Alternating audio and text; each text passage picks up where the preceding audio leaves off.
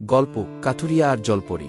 এক সময়ের কথা, এক ঘন জঙ্গলের পাশে ছিল এক গভীর নীল নদী। নদীর পানি ছিল এত স্বচ্ছ যে নিচে থাকা পাথর আর মাছগুলো স্পষ্ট দেখা যেত।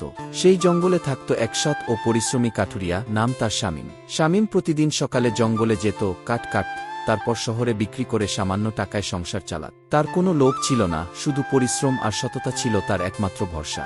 একদিন দুপুরবেলা, রোদ প্রচণ্ড গরম। শামীম ঘামতে ঘামতে নদীর ধারে গেল একটু পানি খেতে। পানি নিতে গিয়ে হঠাৎ তার কুড়ালটা হাত ফসকে গভীর জলে পড়ে গেল।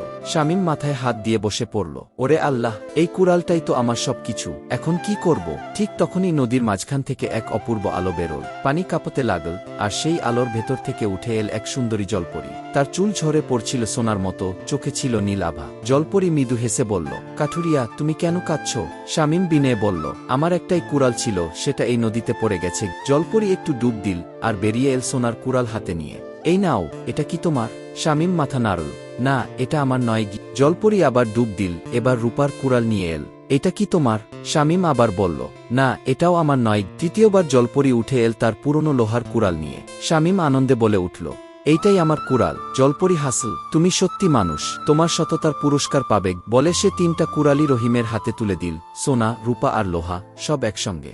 শামীম অবাক হয়ে গেল, কিন্তু সে শুধু নিজের পুরনো কুড়ালটাই রাখল, বাকি 2টো ফেরত দিল। পরদিন যখন শামীম কাজ করতে গেল, দেখল তার কাঠগুলো নিজে নিজেই জড়ো হয়ে যাচ্ছে, যেন গাছগুলোও তার সততায় খুশি। নদীর পাশে হালকা জলছায়া নেচে উঠল, জলপরি হাসছে দূর থেকে তাকিয়ে। গ্রামের মানুষ শামীমের কাহিনী শুনে অবাক হয়ে গেল। ধনী লোকেরা গিয়ে লোভে নদীতে কুড়াল ফেলতে লাগল, কেউ সোনার লোভে, কেউ রূপার আশায়, কিন্তু কেউ আর জলপরীকে দেখতে পেল না। শামীম বুঝল, জলপরীর জাদু কুড়ালে নয়, সততায়।